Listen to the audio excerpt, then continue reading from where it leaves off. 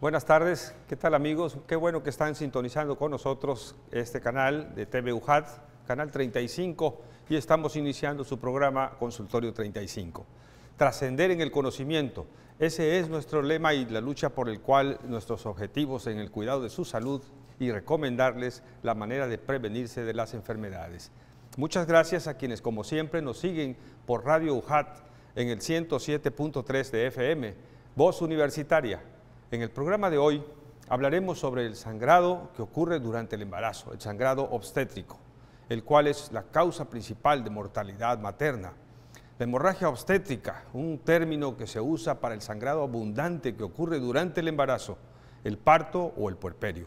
Es un sangrado que puede aparecer por los genitales externos, bien, más peligrosamente, una hemorragia intraabdominal también.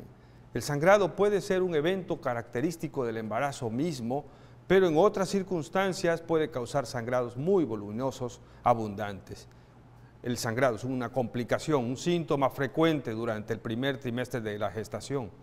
Existen varias posibles causas que pueden ocasionar un sangrado durante el primer trimestre del embarazo y de todo esto vamos a platicar. Para ello hemos de agradecer la presencia de nuestros invitados que hoy nos acompañan, los doctores David Ahumada Alcocer, Carlos Alberto Bocanegra Zurita y Francisco Betanzos Ramírez. Todos ellos ginecobstetras, parte del equipo de respuesta inmediata que han merecido además el Premio Nacional de Reconocimiento.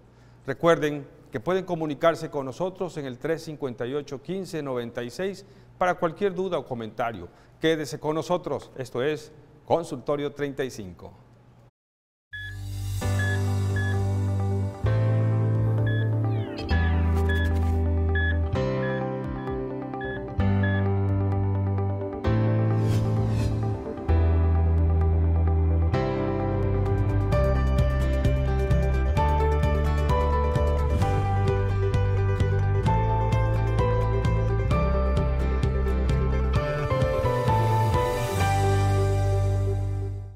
Amigos, como todos los viernes, estamos aquí en su programa Consultorio 35. El doctor Alberto Abdo hizo una introducción muy completa del tema, pero lo más importante, sobre todo para mí, son los nombres de las personas que nos acompañan. Lógicamente, es raro decir quiénes no fueron mis alumnos, pero en este caso los tres fueron alumnos míos. El doctor Francisco Betanzos, del posgrado, el doctor Alberto Bocanegra y el doctor David Ahumada, de la licenciatura.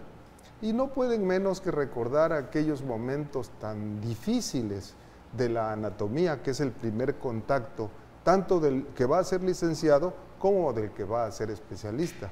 Porque si uno no sabe cómo está hecha la carretera por la que va a transitar, lógicamente va a tener muchos percances. Pero estos tres muchachos fueron excelentes estudiantes y por eso ahora son médicos especialistas, jefes de área, reconocidos por muchos años, y sus familiares, los familiares de los pacientes y las pacientes mismas les están muy agradecidos. Bienvenidos a su programa. Es un verdadero placer. Gracias por la invitación. Muy bien, pues vamos a iniciar nuestro tema agradeciéndole precisamente que estén con nosotros. Eduardo, buenas tardes. Buenas Amigos, tardes, Alberto. La hemorragia obstétrica, una complicación muy temida, que no solamente por la familia, por el paciente, sino por el mismo médico. Cuando se enfrenta a esta situación, a veces en el curso del control del embarazo, a veces en el final del embarazo, o en la misma atención del parto, en una cesárea, en una cirugía, o y terminando este acto, y reinician otra vez los sangrados, y entonces se enfrentan en una situación de complicaciones angustiantes que hay que resolver y saber resolverla. Permíteme, por favor, dar a conocer un poquito del currículum de estos muchachos porque no ha sido fácil llegar hasta donde están. Claro. Comienzo con el doctor Carlos Alberto Bocanegra Zurita, orgullosamente UJAT, tiene el gen UJAT. Él es especialista en ginecobstetricia, egresado del Hospital de Ginecobstetricia número 4, doctor Luis Castelazo Ayala, del Instituto Mexicano del Seguro Social, en la Ciudad de México. Es el curso universitario de la Universidad Nacional Autónoma de México. ha tenido el honor de ser jefe de la División de Obstetricia del Hospital Regional de Alta Especialidad de la Mujer de Villahermosa. Y no menos el caso de David Ahumada Álvarez, la sonrisa permanente, la recuerdo muy bien. David es egresado también de nuestra queridísima Escuela de Medicina, hizo la especialidad en el Hospital Regional de Alta Especialidad de la Mujer, es catedrático de la Universidad Autónoma de Guadalajara, sus asignaturas son ginecología y obstetricia, y ahora es jefe del servicio de obstetricia de su hospital en donde egresó. Yo me recuerdo algo muy que me marcó, el hecho de que don Miguel Hidalgo y Costilla haya llegado a rector de su universidad. Creo que esa es una aspiración que no todos alcanzamos, y en este caso pues ya es motivo de orgullo para ustedes ser jefes de las áreas en donde se formaron. Y siguiendo, claro, Alberto. Es que en el tiempo tanto de su formación como la convivencia con el doctor Bocanegra, siempre la actividad dinámica los caracterizó a los dos. Uno que corría para el área de piso y regresaba a la sala de urgencias, igual se metía al quirófano, y el otro conduciendo en la residencia a todos los demás compañeros residentes y las actividades del quirófano, pero además atendiendo la docencia. Y eso es precisamente lo que está caracterizando su actividad actual. Claro. Solo quien no ha tenido oportunidad de una residencia médica no puede comprender lo que queda de nuestra vida en esos pasillos de los hospitales. Sí. Mañana, tarde y noche, sábados y domingos, días, claro, festivos, feriados, sí, estamos allí para servir a la gente. Empecemos con David. El doctor David Ahumada Alcocer tuvo en su experiencia 4 años de residencia en ginecobstetricia, la jefatura de la residencia, y además el que tener que apoyar varios casos de urgencias de hemorragia obstétrica. Hablemos del concepto en general. ¿Cómo podríamos definirlo? ¿Cuándo ocurre y por qué ocurre la hemorragia? Bueno, gracias por la introducción. Bueno, la hemorragia obstétrica actualmente se considera, y eso es lo importante, un problema de salud pública. Es la primera causa de mortalidad a nivel mundial. México no se exenta de eso, sigue siendo la primera causa, y en Tabasco continúa como la primera causa de mortalidad materna. La mortalidad materna se considera un marcador importante de desarrollo en todos los países, y en el Hospital de la Mujer, desde que el doctor Bocanegra estaba como jefe del área de obstetricia y yo estaba como residente, pues se había enfocado a eso, buscar la manera de disminuir esta mortalidad y buscar una serie de herramientas que nos permitieran mejorar esto. Desde el momento que él está como jefe, se empezó a formar un equipo que se llama Equipo de Respuesta Inmediata, que es un equipo multidisciplinario que se activa en el momento que hay una paciente que tiene este diagnóstico, debido a la alta mortalidad. Es un manejo multidisciplinario. ¿Quieres describirnos cómo está integrado ese equipo? Bueno, el equipo de respuesta inmediata, quien dirige todo el equipo es la directora, la doctora Hernández Marín es la encargada, la que forma parte del grupo, quien dirige a todos, y dentro de este subgrupo se encuentra formado por todos los ginecólogos, jefes de áreas en cada uno de los turnos, acompañado del ginecólogo encargado de esa área de labor.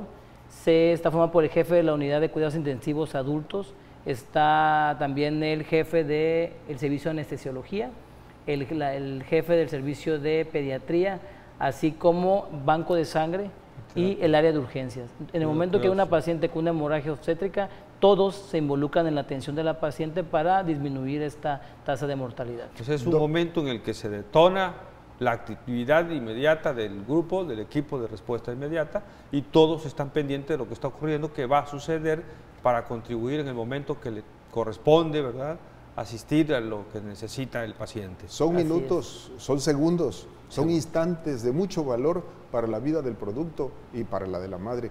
¿Cómo se toma la decisión, o ya analizando las diferentes etiologías? Parece ser que algunos de estos casos requieren cirugía, pero hay que saber en qué momento se debe intervenir o no. ¿Cómo es el proceso? Después de saber el equipo, ¿cuál es la dinámica? Sabemos que la hemorragia obstétrica es algo impredecible.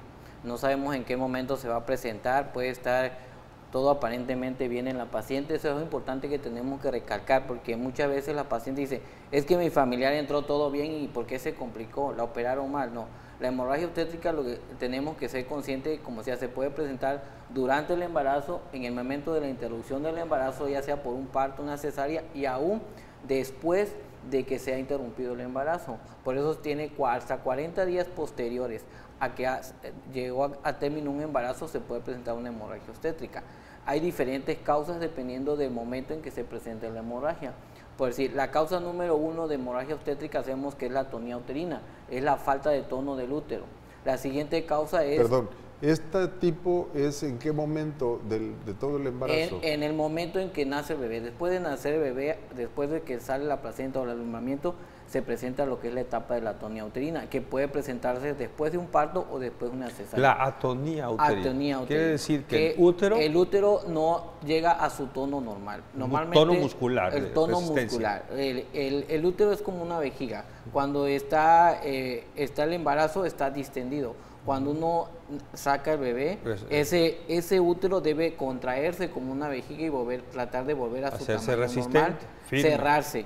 ¿Qué pasa? Cuando hay una atonía uterina, esto no sucede. El útero se queda, como podemos decir, flácido, y hace que los vasos de todo lo que es el útero empiecen a sangrar, Claro. y eso es una atonía uterina. Se le da diferentes manejos, ya puede ser medicamento, hay técnicas quirúrgicas conservadoras de útero y hay técnicas quirúrgicas... La causa más común de que ocurra que el útero está flácido y sangrando. Existen muchas causas. Las causas más frecuentes son por una sobredistensión del útero, un trabajo de parto prolongado o incluso una multiparidad. Unas pacientes con multiparidad pueden tener este tipo de patología. ¿Qué es multiparidad? Son Recuerda que hay personas que no saben medicina. Bueno, lo principal aquí es ver, entre más embarazos tenga una paciente, entre más gestas tenga, más es la posibilidad de que el útero a la hora de que nazca el bebé y expulse la placenta no se contraiga adecuadamente. Es una multípara, es una paciente arriba de tres o más hijos que ella tenga. Hay una constitución anatómica muscular del útero. Vamos a platicar de ello porque en vamos... un minuto nada todavía. más, sí, porque vamos a hacer inmediatamente la primera pausa de nuestro primer párrafo, pero siempre recordar, porque me habló la señora, bueno, me dicen que se comunicó la señora Salaya, que su hija tuvo sangrado después de un parto normal. Y enseguida que regresemos vamos a dejar esta pregunta, ¿a qué se debió? Porque ella tuvo sangrado hemorrágico. Vamos a unos promocionales y regresamos.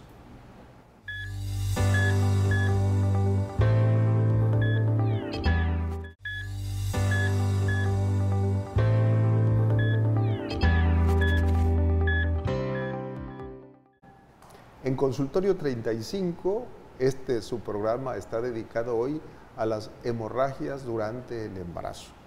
Hicimos algún adelanto a las cosas por razones de la frecuencia con la que estos problemas ocurren al final del embarazo. Sin embargo, desde el principio, desde que la mujer sabe que ya no menstruó, puede haber esto. ¿Y cómo es, doctor? Sí, efectivamente, la hemorragia obstétrica se puede presentar si lo vamos a dividir en 3 trimestres. En el primer trimestre, las causas más frecuentes pues van a ser las amenazas de aborto, los abortos incompletos o alguna normalidad que se lleve a cabo durante el primer trimestre del embarazo. Perdón, cuando decimos primer trimestre, si hablamos en semanas, nos estamos refiriendo a las primeras 13 semanas del embarazo, aproximadamente. ¿Esto es 2 meses o 3 meses? Justamente los 3 meses. 3 meses, por eso se habla del primer trimestre. Lo dividimos en trimestres, porque el primer trimestre son las primeras 13 semanas, el segundo de las 14 a las 26 semanas y el tercer trimestre de las 27 hasta las 40 semanas, que es lo que debe durar un embarazo. Muy bien. Aproximadamente. ¿Qué nos dices, David, en cuanto a esto que ocurre en las primeras etapas del embarazo? Ok, bueno, lo más importante es, durante el embarazo, ningún sangrado es normal. O sea, una embarazada no debe de sangrar en ningún momento y cuando sangra hay que buscar la causa. Por trimestre es bien importante porque podemos clasificar el grado y la magnitud del sangrado. Por lo tanto, siempre es bien importante una paciente que en el primer trimestre presenta un sangrado, acudir a un hospital con un médico que evalúe cuál es la causa. Hay múltiples causas, desde una amenaza de aborto hasta un proceso ya un poquito más complejo que puede condicionar un factor de riesgo para la paciente. Durante el segundo trimestre hay otras causas que pueden ser más agresivas o más peligrosas, que ponen en riesgo la vida de la paciente, que son la placenta previa y el desprendimiento prematuro de placenta. Como hay comorbilidades, es decir, enfermedades simultáneas al embarazo, ¿cuáles serían las que hay que tener en cuenta? Porque en nuestro medio cada día se hace más uso de la vigilancia, claro, pero no siempre se da. Bueno, miren, lo más importante de un embarazo actualmente es buscar factores de riesgo. La hemorragia obstétrica la detienes con prevención. Todas las pacientes, al iniciar un control prenatal, uno detecta factores de riesgo y eso puede disminuir que se presente una alteración. Por ejemplo, la principal causa de desprendimiento de placenta es una enfermedad hipertensiva, la elevación de la presión durante el embarazo. Si uno detecta de manera temprana con estudios, inclusive desde el primer trimestre, hay marcadores para predecir una preeclampsia, uno puede actuar en consecuencia. O bien un desprendimiento de placenta secundaria a comorbilidades como uso de drogas, como enfermedades hipertensivas, hipertensión, diabetes o alguna otra característica. Usaste el término preeclampsia y vale la pena, cuando hablamos de hipertensión arterial, señalarle a nuestro público de qué se trata. Ok, las enfermedades hipertensivas del embarazo se clasifican, es toda aquella, es una patología que se caracteriza por presentar una elevación de la presión a partir de la semana 20. Es decir, si es antes de la semana 20 se considera una paciente que tiene hipertensión crónica que es previa al embarazo, pero cuando se inicia a partir de la semana 20 es secundaria al embarazo y se puede subclasificar como una hipertensión gestacional, como una preeclampsia sin dato de severidad o una preeclampsia con dato de severidad. Y hay dos patologías como el síndrome de HELP o la eclampsia que son secundarios o consecuencia a este trastorno. ¿Cuál es la causa? Una implantación inadecuada de la placenta durante el embarazo. Y se puede detectar de manera temprana, obviamente con un control prenatal correcto y adecuado desde el primer trimestre del embarazo. Entonces, para nuestras pacientes que nos oyen, doctor Bocanegra, ¿cuáles serían las instrucciones una vez que la mujer sabe que está embarazada?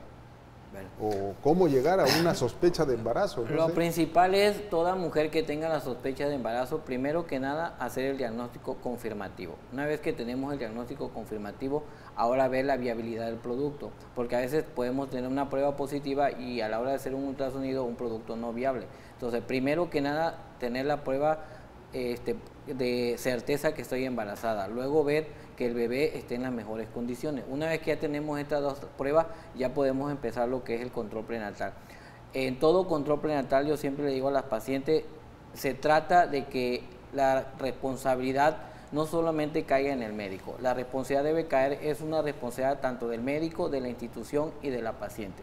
Es una responsabilidad compartida. A mí como médico me toca decirle a la paciente, esto es lo que tiene alterado, usted lo va a componer de esta forma, de esta forma. Yo, paciente, lo que tengo que hacer es llevar a cabo las instrucciones que mi médico me da de la mejor manera y apegada a lo que se le dice. ¿Y cómo involucro a la pareja en esto? Porque a veces los varones nos quedamos, eso es cosa tuya, eso es cosa de mujeres. Afortunadamente, yo creo que nosotros cada vez vemos más frecuente el hecho de que las mujeres llevan al control prenatal ya con su pareja. Eso es algo que ha cambiado mucho. Antes era muy común que los varones no se involucraran en el control del embarazo. Ahora ya es muy común que lleguen siempre la pareja o un familiar, la mamá. Cambió totalmente la percepción de lo que es el control del embarazo. Igual hacer hincapié, un embarazo es algo muy dinámico. No podemos saber si hoy está todo bien y que mañana no se vaya a complicar, porque muchas veces esa es la parte que no entendemos. No es que el doctor me dijo ayer que estaba todo bien, sí, pero de un día para otro pueden haber muchos cambios, pueden haber muchas cosas que florecen y que complican el embarazo. Como decía el doctor Ahumada, a veces hay pacientes que todo el embarazo su presión está normal, llegan a las 37, 38 semanas y de un momento a otro empiezan a convulsionar, checas la presiones elevadas, paciente grave y muchos familiares dicen, ¿qué pasó si iba todo bien? No, ahí es importante que entendamos que es algo muy dinámico, algo que puede cambiar de un momento a otro y que lo más importante es que en el momento en que se presente la complicación nosotros la podamos detectar. Claro. Si en este momento yo detecto una complicación como paciente, como familiar o como médico, lo más importante es que se le dé la atención inmediata a esa complicación. ¿Y qué tan frecuente es que se presente entonces el sangrado durante el embarazo? Y viendo el fenómeno de ahora los adolescentes, las adolescentes embarazadas, ¿qué tan frecuente se está presentando? ¿Igual que la persona adulta o ha cambiado? Bueno, el embarazo adolescente, por el hecho de ser adolescente, es un embarazo que se clasifica como alto riesgo y toda la comorbilidad materna se agudiza. ¿Por qué? Más agresivo, más... Los cambios adaptativos del embarazo en una paciente que no ha terminado de desarrollarse completamente, pues condiciona que haya de manera más temprana se inician las patologías, por ejemplo la enfermedad hipertensiva. Se ha visto que los embarazos adolescentes tienen menor capacidad de tolerar los cambios de presiones en la circulación, el aumento del volumen circulatorio, el aumento del gasto cardíaco, y hemos tenido pacientes con eclampsia, que es la convulsión secundaria a elevación de la presión arterial, o síndrome de Hebb, o preeclampsia con dato de severidad, con cifras de presión arterial muy elevadas, que una paciente no adolescente toleraría sin ningún problema. En el caso de adolescentes, le llamamos adolescente? ¿Desde qué a qué edad? Antes de cualquier embarazo que se dé antes de los 19 años. Ya se considera como un embarazo adolescente, y obviamente entre menor sea la edad, mayor es el más frecuente se presenta. Es que es alarmante que ya haya registro de embarazos de 9 o 10 años. Sí, así es. Y eso generalmente no se sabe. Eso se complica. Oculta. Habías dicho síndrome de Hebb. ¿Podemos aclarar un poquito sobre lo que es síndrome de Hebb? Ok, el síndrome de Hebb es una complicación que forma parte de las enfermedades hipertensivas, y es, como dice un síndrome, es el conjunto de ciertas manifestaciones bioquímicas que se presentan en una paciente con enfermedad hipertensiva.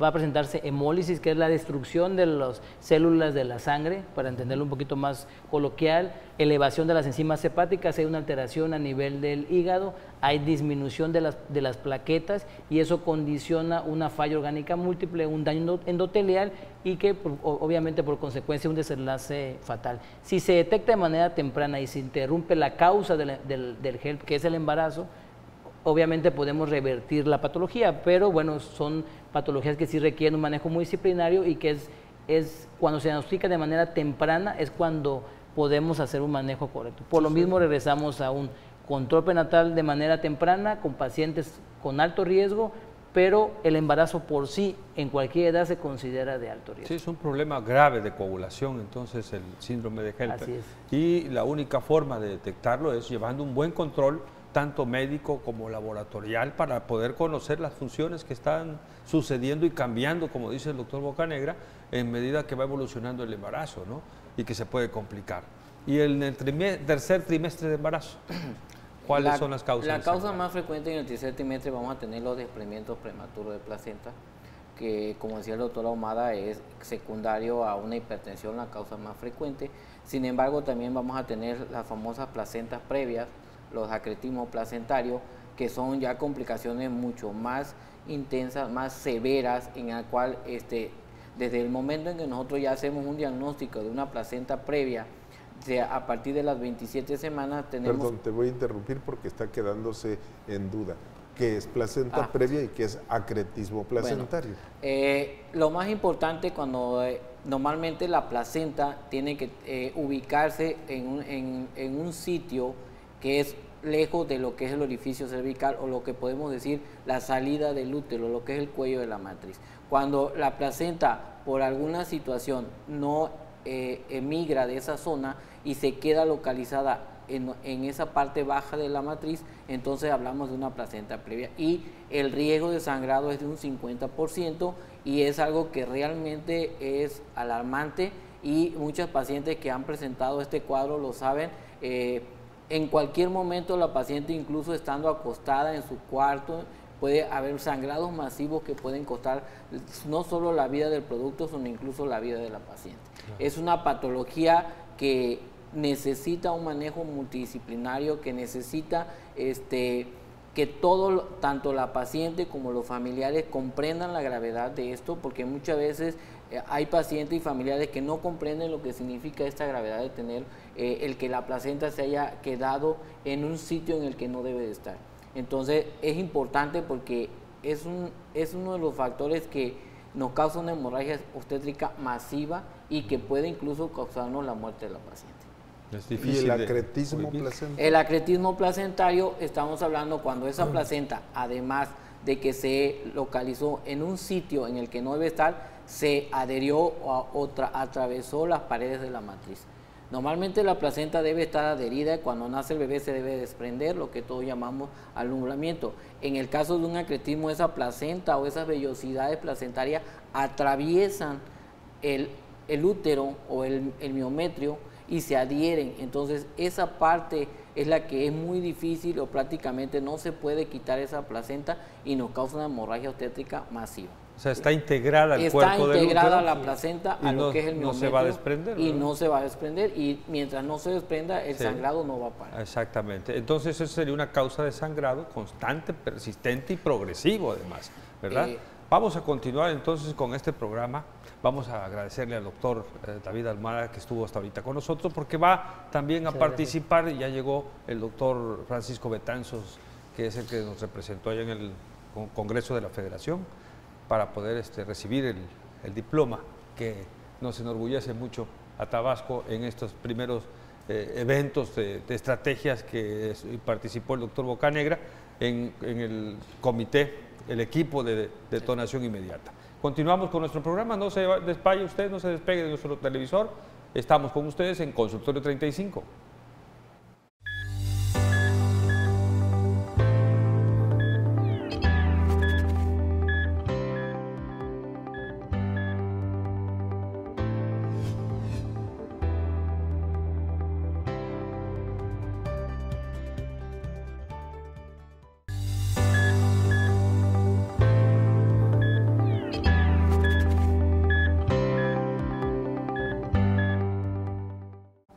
Continuando con nuestro programa Consultorio 35, con el tema sangrados durante el embarazo, me acompaña el doctor Alberto Abdo Andrade y desde aquí le mandamos un saludo a los hermanitos Guerrero Pérez, que no pudieron estar por razones de trabajo, Leti, Ramiro, hola.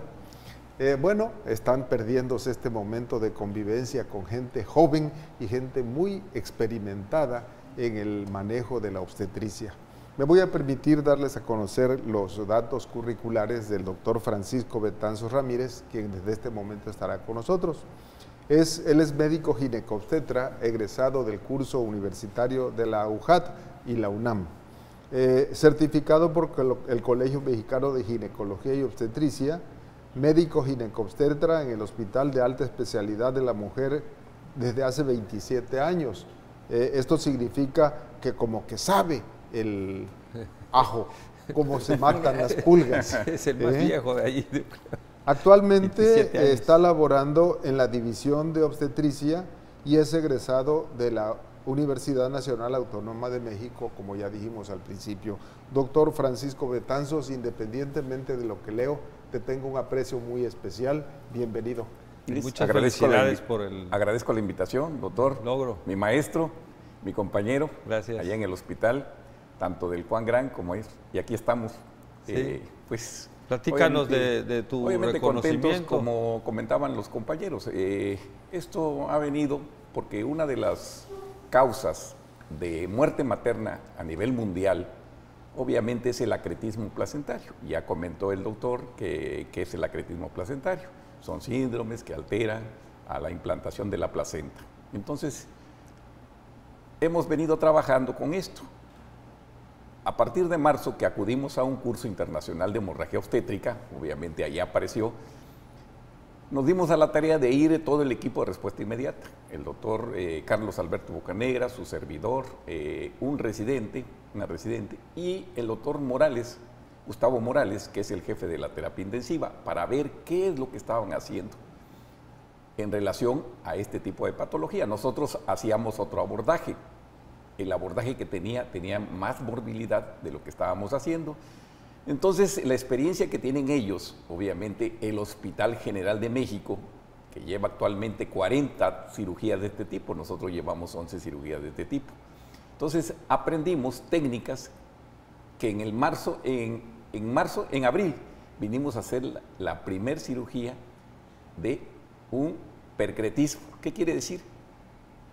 Que la placenta invadió la basal, el músculo y se metió hasta vejiga. Ese es el primer caso que realizamos en el hospital con buenos resultados. Normalmente antes las pacientes que nosotros operábamos, todas las pacientes pasaban a la terapia intensiva. ¿Por qué?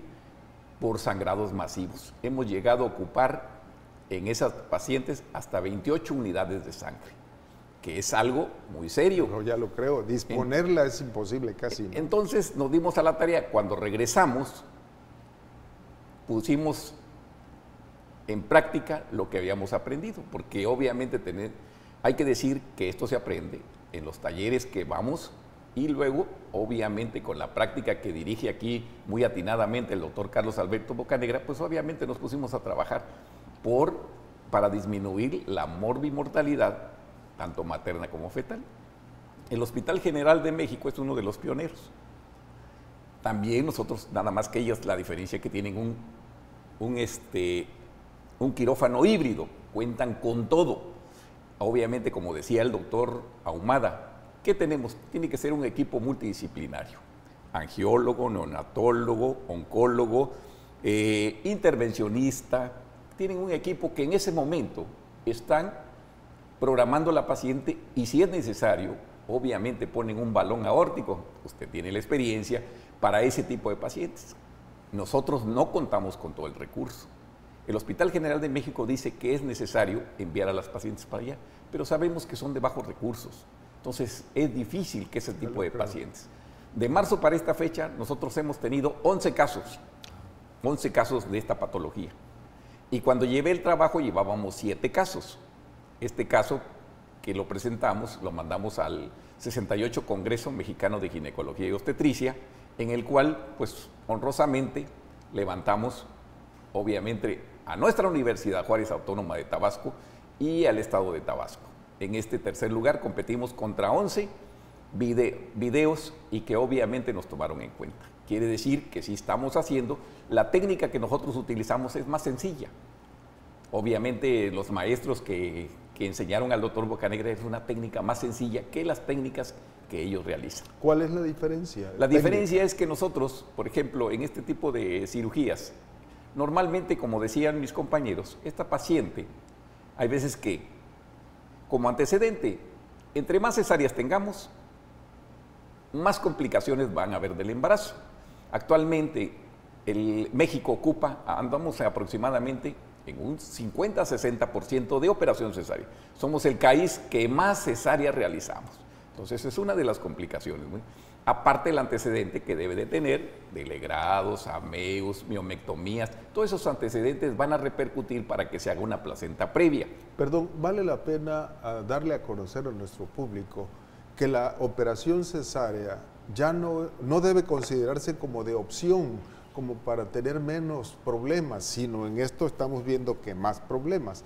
Vale la pena entonces señalarles cómo es que se decide una operación cesárea. Bueno, en relación a eso, hay indicaciones específicas, indicaciones absolutas, algunas relativas.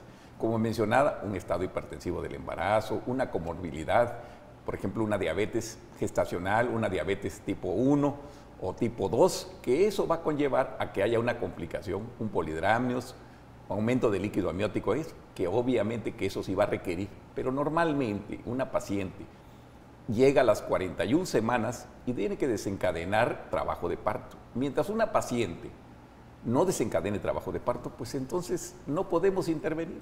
La madre naturaleza es muy sabia, tiene que desencadenar trabajo de parto. Desgraciadamente, actualmente todos solicitan, en el momento ya quieren los familiares, y eso sí hay que recalcarlo, hay que decirle a los familiares, en ocasiones están exigiendo que se le hagan una cesárea. El problema es las complicaciones que nos conllevan a esto. Desde el punto de vista bioético, aquí tenemos un problema muy serio.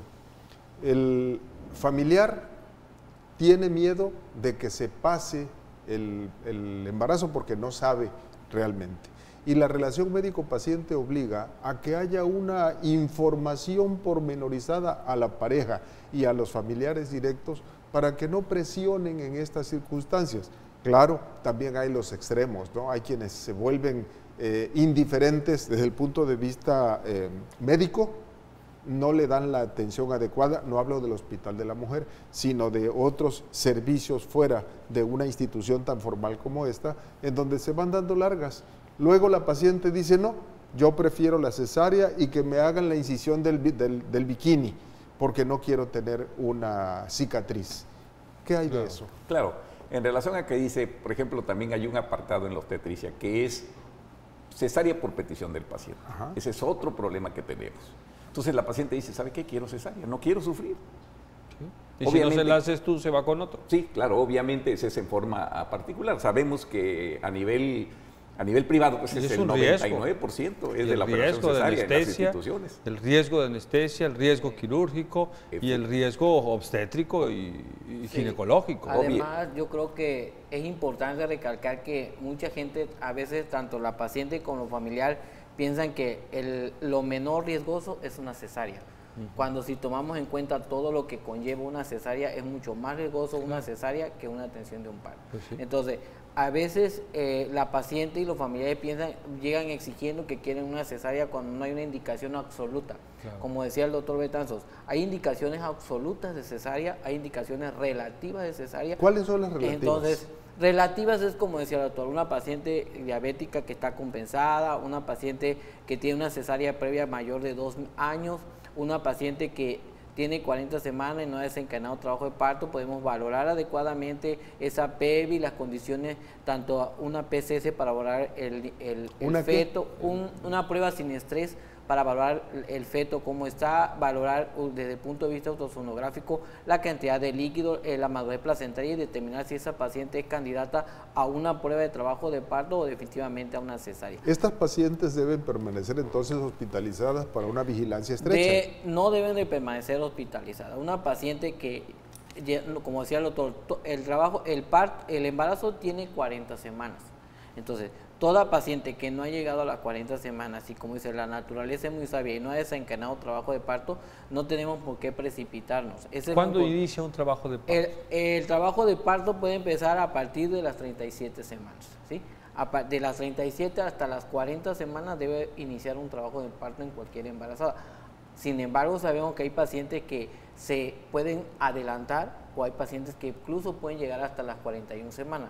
Pero el límite son las 40 semanas. Si una embarazada llega a las 40 semanas y no ha desencadenado trabajo de parto, entonces tenemos que hacer una valoración más objetiva en la cual tenemos que valorar si el feto está en las condiciones adecuadas, si tiene la cantidad de líquido adecuado, si la placenta está bien, valorar el tamaño de la pelvis, el tamaño del producto y dependiendo de esto ya determinar. Podemos darle una prueba de trabajo de parto o definitivamente ya es candidata a una cesárea. Para la madurez de la placenta, ¿existen estudios paraclínicos que le permiten a la obstetra tomar decisiones? Sí, claro.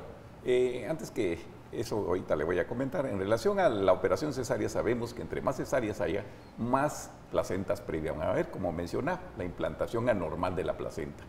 Pero también, cuando hay una placenta previa, también tenemos que descartar el acretismo placentario. Sabemos que el acretismo placentario se divide en acreta, que es el 75%, increta, que es aproximadamente es el 15%, y la que es más agresiva es el percretismo. Esto es mortal entonces. Se salió entonces, de la se sale, ¿por qué quiere decir? Invade otros órganos vecinos, vejiga y recto. Hasta actualmente llevamos en el hospital 11 casos y de percretismo han sido 3 o 4 pacientes que llevamos 4, ¿verdad, doctor Rodríguez? 4 pacientes con percretismo que han necesitado, una de ellas, han necesitado terapia intensiva y que han sangrado, son 4 litros aproximadamente. Complicaciones severas que ocurren. Vamos a hacer una pausa, si me permites. Continuamos con el programa en hemorragia obstétrica, consultorio 35.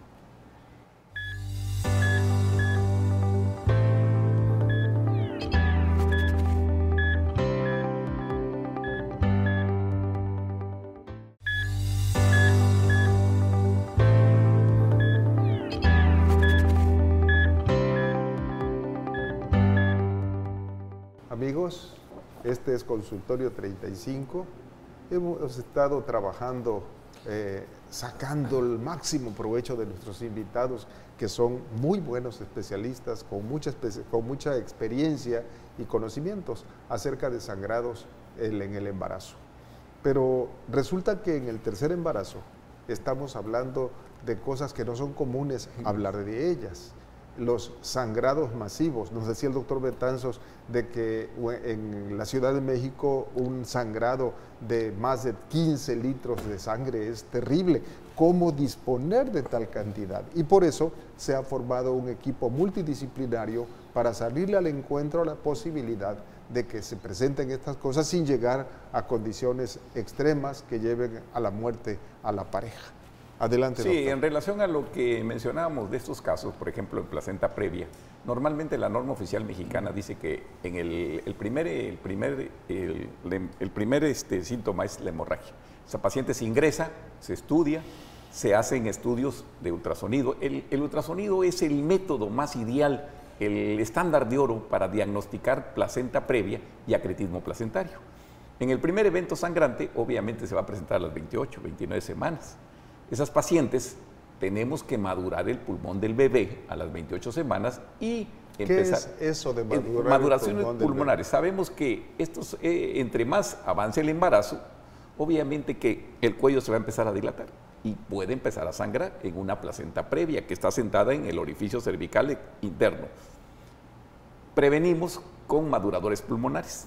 Madurar para que ese bebé, porque normalmente a las 34 medicamentos, la betametasona, que son 12 miligramos intramuscular, cada 24 horas por 2 dosis, y con eso tenemos madurado el pulmón del bebé. ¿Qué es lo que se hace o se busca con eso? O sea, para que la morbilidad y la mortalidad disminuya.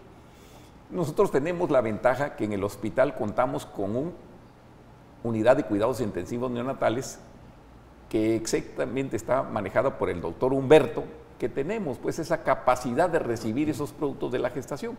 Hasta actualmente, de las pacientes que hemos operado con esta patología, un bebé nada más ha fallecido, de 11 casos, de 11 de estos casos. Si me permites, surfactante se llama una sustancia que se forma en el embrión, en el feto, y que va siendo cada vez más necesaria para que el alvéolo permanezca distendido cuando empieza a respirar el producto. Si no tiene esta sustancia, el riesgo de que el paciente muera por anoxia es altísimo. Claro que por eso se da betametasona para madurar. Oxígeno, ¿no? Entonces, en relación a eso, se ingresa a la paciente, se estudia, se le hacen ultrasonidos, se manda a reposo a su casa. Si vuelve a presentar el segundo evento sangrante, se vuelve a internar. Ya llevamos, por ejemplo, 33 semanas. Al tercer evento sangrante, ahí se interna a la paciente y se programa, si es a las 34, 35, 36, no dejarla pasar más. ¿Por qué? Porque una hemorragia, como decía el doctor Bocanegra, es un sangrado silencioso. ¿Cuál es la diferencia en un desprendimiento prematuro de placenta? El desprendimiento prematuro es por hipertensión. En la mujer se desprende y se infiltra el útero. En este caso, el sangrado es oscuro y aparte hay hipertonía uterina. En la placenta previa, el sangrado es silencioso. La paciente puede estar durmiendo con que tosa y ahí se puede quedar. Ahí se quedaron los 3-4 litros. Entonces, la importancia, todas estas pacientes se ingresan y se programan para cirugía, que ese es el video que nosotros llevamos y este es ¿cómo se llama? El tercer lugar. Se llama ligadura de hipogástricas con feto in situ. ¿En qué consiste esto? Ya está programada la paciente, se hizo previamente un encuentro con todos los ginecobstetras, pediatras, neonatólogos, quirúrgicas, el médico intensivista, el cirujano general, que es lo que contamos en ese hospital. Se hace una valoración, quiénes van a entrar a ese equipo, y obviamente ya bloqueada con un bloqueo mixto de la paciente. Esto es anestesiada. Anestesiada, ya anestesiada, se cumplen con campos estériles, se hace una incisión supraumbilical. Ya que tenemos esa incisión, extraemos el útero fuera de la cavidad abdominal y obviamente lo primero que realizamos es ligadura de arterias hipogástricas. Déjame explicar por qué hipogástricas, o explícalo tú.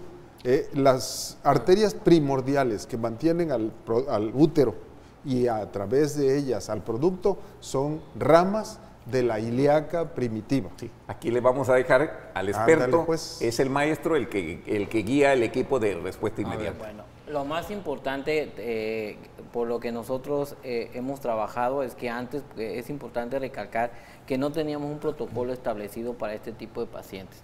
Ahora, a partir de marzo y que fuimos a esa capacitación, instalamos ese protocolo en el Hospital de la Mujer, en el cual todas las pacientes con diagnóstico de placenta previa y acretismo o cualquiera de sus variantes, inmediatamente las captamos y las estudiamos para meterlas a ese protocolo. Ese protocolo tiene como finalidad llevar a la paciente a la madurez fetal, pero también al momento óptimo en el cual podamos tener menos complicaciones con las pacientes. Una de las principales causas es, una de las principales cosas que nos ha ayudado era, como decía el doctor, la cantidad de paquetes globulares que antes le teníamos que transfundir a una paciente. Mínimo, una paciente con este tipo de patología le tenemos que transfundir 10, 15 unidades mínimos, con un sangrado masivo de 3 litros y medio, 4 litros y medio. Ahora, con este protocolo establecido, podemos decir que nosotros, todas las pacientes que hemos tenido y que hemos metido este protocolo, la que más nos ha sangrado es de 1 litro 200. Y que ha necesitado máximo 3 paquetes globulares. Entonces, si vemos la diferencia entre la cantidad de sangrado sin el protocolo y el número de paquetes globulares que se le transfundían antes a las pacientes, descomunal. Claro. Desde todos los puntos de vista, pacientes que antes de quirófano las teníamos que pasar a la terapia de adultos, en la cual pasaban 2 o 3 días agonizando. Ahorita la mayoría de las pacientes pasa prácticamente para control hemodinámico estable, se egresan de la terapia intensiva en 1 o 2 días, o sea, totalmente diferente a lo que antes estábamos presentando. ¿Y qué es lo que pasa con ese doctor? Lo más importante es que entendamos que esos vasos o esas ligaduras de arterias hipogástricas, de esos vasos que son los vasos mayores, es donde viene la arteria uterina, que es la que va a nutrir en un 75% a esa matriz. Entonces, si nosotros antes de abrir esa matriz ligamos esos vasos, estamos disminuyendo un sangrado, un flujo sanguíneo de un 50%. Entonces, imagínense operar con un flujo sanguíneo de un 20% a operar un flujo sanguíneo de 75 a un 80%. Claro. Y es lo que nos da la pauta para poder llevar a cabo este protocolo y disminuir tanto la morbidad y la hemorragia obstétrica. Pero aquí además es importante que el control que se lleva en los pacientes que asisten a su control del embarazo en el último periodo, que el tercer trimestre, se controle, se evalúe, se estudie, como dice el doctor Betanzo, se detecta que sí tiene acretismo placentario o algún dato que lo sugiere, y en ese entra inmediatamente al protocolo de ustedes. De hecho, no solamente estamos metiendo a las pacientes que tengan acretismo o percretismo, estamos metiendo a todas las pacientes con diagnóstico de placenta previa.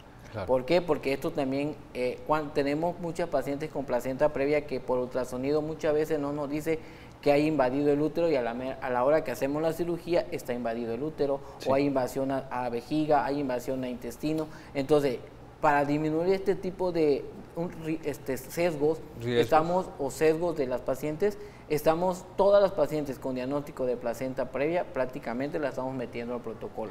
Claro, haciendo hincapié en la paciente que ya tenemos un diagnóstico, como decía el doctor, por ultrasonido, en el cual ya el ultrasonido nos dice, aguas, además de una placenta previa ya tienen un acretismo, ya tienen un percretismo. Entonces, con más razón estamos tratando. Entonces, ¿qué hacemos? Se sesiona esa paciente y se determina el día en el cual todo el equipo de respuesta inmediata vaya a estar. El equipo de respuesta inmediata es el cirujano, en este caso un servidor, el ayudante del doctor, el otro ayudante, el instrumentista, el anestesiólogo, tienen que haber 2 anestesiólogos, el de banco de sangre enterado, que tiene que estar la sangre disponible, el pediatra que tiene que estar enterado que vamos a sacar un bebé.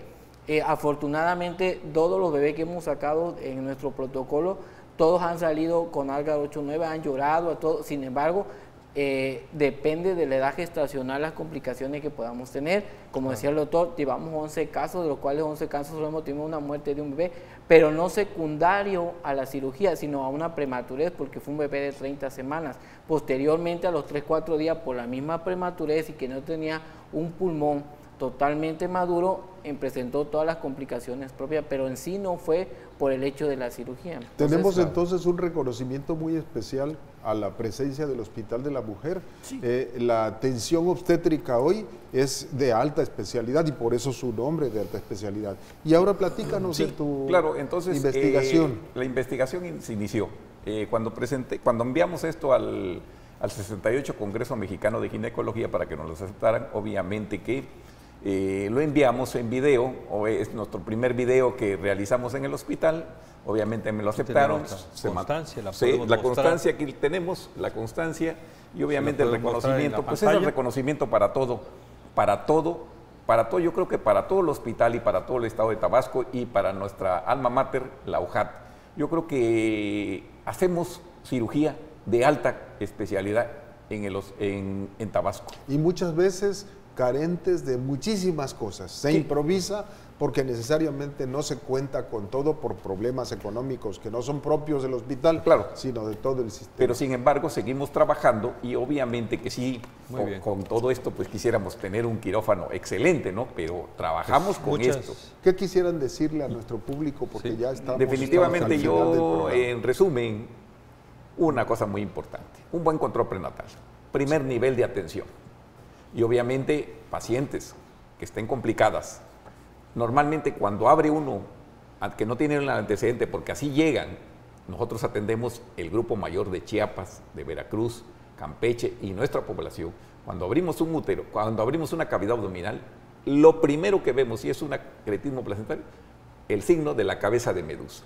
Si hay un caso de eso, se recomienda que la paciente se cierre y se mande al nivel que es necesario. Y el hospital está preparado. Te felicitamos a nombre de toda la universidad, de nuestro canal de TV UJAT, a todos nuestro público que nos hizo el favor de prestarnos su atención. Muchas gracias al doctor Betanzos, al doctor Bocanegra, al doctor David Ahumada. Nos despedimos de ustedes. Feliz fin de semana. Nos vemos el próximo viernes.